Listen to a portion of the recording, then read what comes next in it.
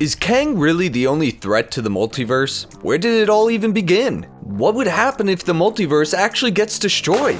Let's try and put together this iceberg with every layer descending into madness. Oh boy.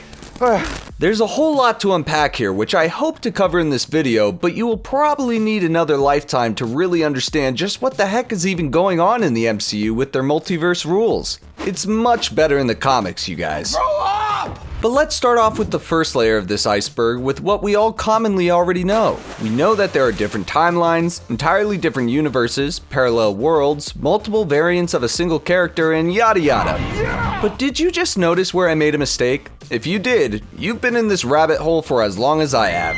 I mentioned different timelines and different universes, and well, they aren't two separate things for some of you.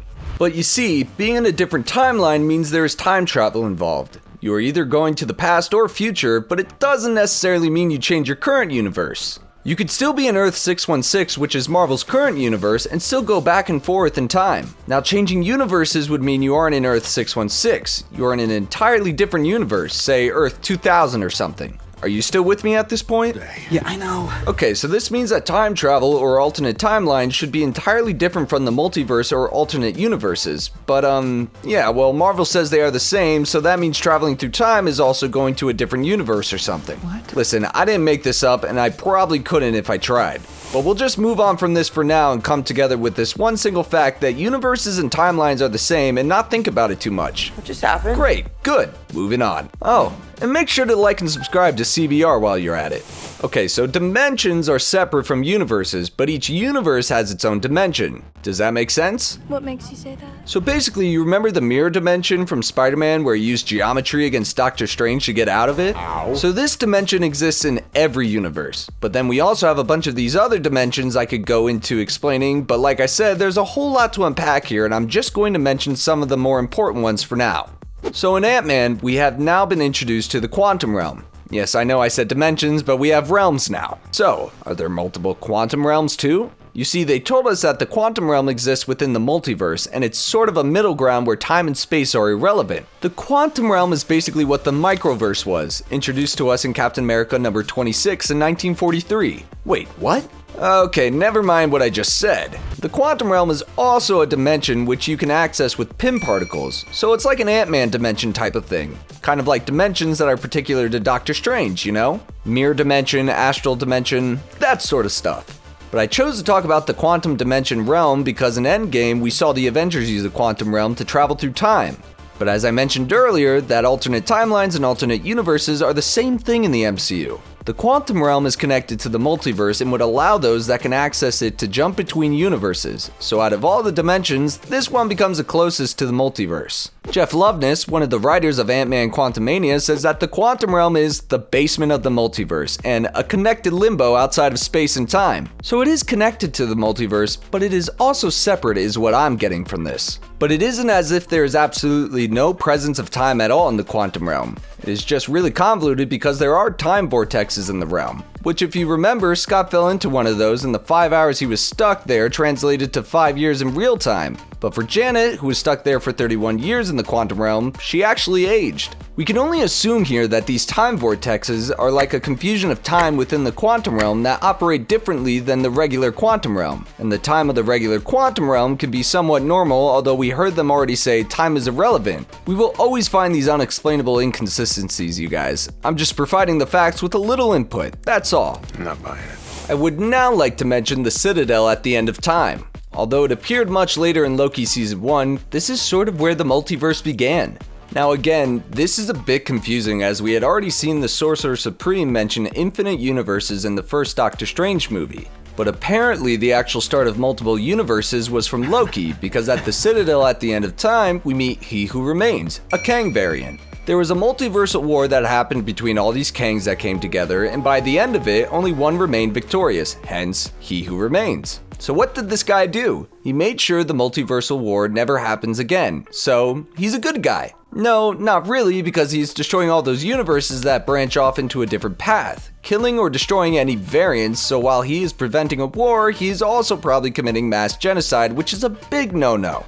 And no one has the freedom to choose at this point, but you know the good thing? All the universes are in a straight line. They are all the same and don't branch off, so kind of, the multiverse doesn't exist until, well, Sylvie kills He Who Remains and we have the multiverse back. Now everyone is happy, right? Wrong. What was that? Because now there are huge threats that could just break the multiverse altogether. It just doesn't end, does it? We'll get back to this later, but Loki Season 1 is basically telling us that it is the death of He Who Remains that starts off the branching of multiple universes. In Spider-Man No Way Home, even if Doctor Strange messed up the spell, nothing terrible would have happened if He Who Remained was still alive, but because of his death, we get the mess we see in the film. I got this from Mr. Feige himself, so if you want to pull any hairs, ask him, not me. So I know you already know what happens in Loki, but I just want to remind you of sacred timelines and Nexus events, because I believe understanding those two concepts is important if we want to try and understand the MCU's multiverse. The sacred timeline is something He Who Remains was preserving in order to prevent his variants from occurring. So this timeline, managed by the Time Variant Authority, a timeline police force that he established, was basically all the events of the MCU that we've known so far, before the multiverse existed. So we are told everything was pre-planned like a script was written, and anyone who deviated from the script would cause a Nexus event. And this event is like a branching point in the timeline where a new universe is forming. So we have the sacred timeline, which sort of doesn't matter anymore because He Who Remains is gone, but the important information we got from this are Nexus events. So now we know what to call those realities that form from different choices in different universes. Isn't that pretty cool? Branches are nexuses. Couldn't have been simpler. In this section, I'm going to talk about some of the important characters we have met so far with the ability to travel to different universes or affect different universes. No, not Nexus beings, that's different. I'll talk about that in a second.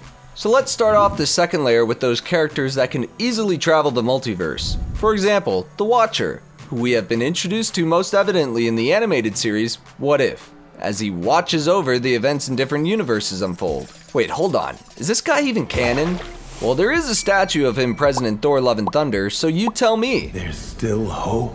Next, let's talk about America Chavez, who is introduced to us in the Multiverse of Madness. America Chavez is another being who is able to travel to different universes, and there is only one of her in infinite realities. Now that's a pretty mind-boggling concept, but for now, we have two of these characters that can freely travel the multiverse. I'm going to simplify this concept in the simplest words possible. Nexus beings are not explicitly introduced in the MCU, but these beings are able to basically change different realities. For example, Wanda Maximoff. These guys are really powerful and dangerous because they are a real threat to the multiverse. And guess who else is a Nexus being? That's right, Kang! I would argue that this makes America Chavez a Nexus being too. I mean, can't you just travel to a different reality and kill someone and destroy that reality or something? But the thing is that Nexus beings have a variant of them in every universe, and they are sort of a time stabilizer for that particular universe, so they are very important. I guess that's what sets Chavez apart because she doesn't have any variants. But I'm just saying, she could go evil and start on a path to destroying universes.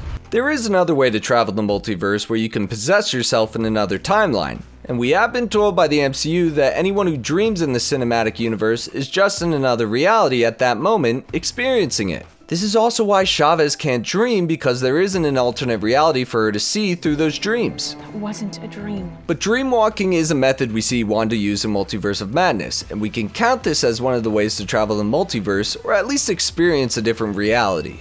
This third layer is going to be about the Infinity Stones and how they are actually very important to the multiverse. Now, when we first saw these stones, they just seemed like some powerful magical items that can cause a lot of damage and alter reality and, snap people out of existence. But there is more to these stones. They are also connected to the multiverse. In fact, they might be shaping the multiverse. Now, each of these stones represent a different aspect of the universe: space, mind, reality, time, power, and soul.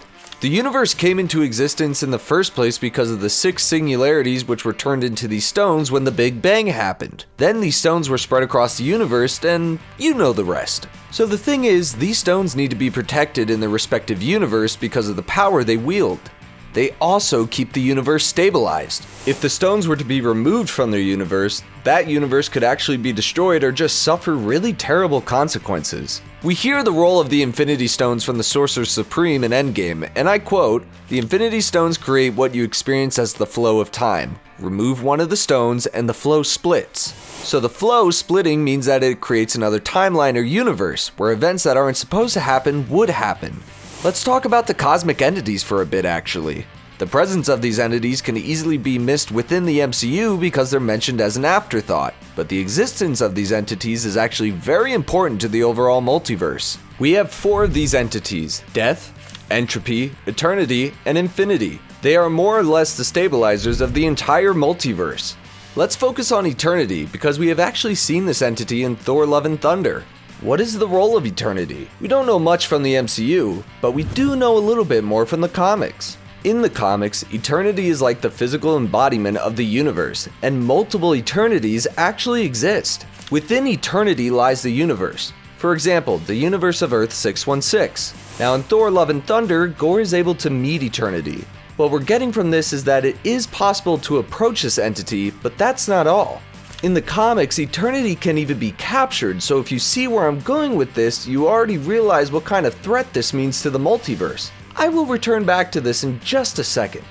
Let's talk about the 4th layer of this iceberg, where we will get into some of the threats to the multiverse. The most prominent one we have so far is Kang. So Kang is a threat because of how many of him there are. He knows how to travel to different universes and kind of does what he wants. But see, Kang isn't the only threat. Remember earlier when I mentioned threats that could break the multiverse? So here's Aliyah. He's a really good boy. You need to feed him 3 realities a day, otherwise he gets cranky. Okay, I doubt they would actually bring him back to pose as a threat to the multiverse, but it isn't only bad guys that can cause incursions. Actually, remember that term, incursions? When entire universes can be destroyed just because you overstayed your welcome in a universe other than your own? I'll explain more about incursions in just a second. I'm going to mention the concept of the fault in the MCU because it kind of gives us an insight as to what happens if the existence of a universe is potentially threatened. Now, I place this in the 5th tier because it is a detail that can easily be missed. As we first learn about the fault from the mad scribbles of Erik Selvig from Thor: The Dark World, it is kind of amazing.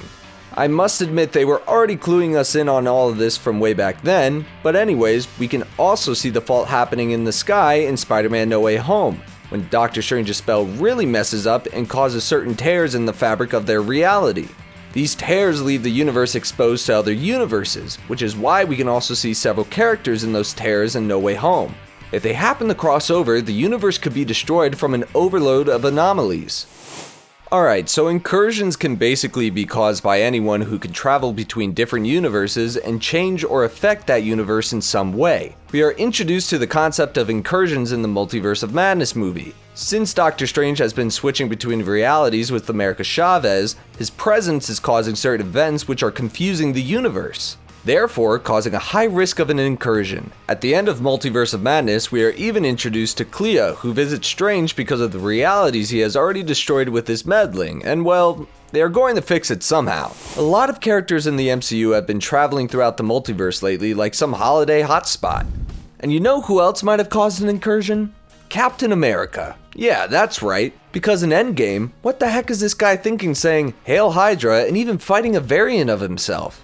We also have Spider-Man: No Way Home, where a spell from Doctor Strange has threatened the entire multiverse. So we know that the multiverse is basically a wasp's nest, and anyone with the ability and the stick to poke it can cause a catastrophe.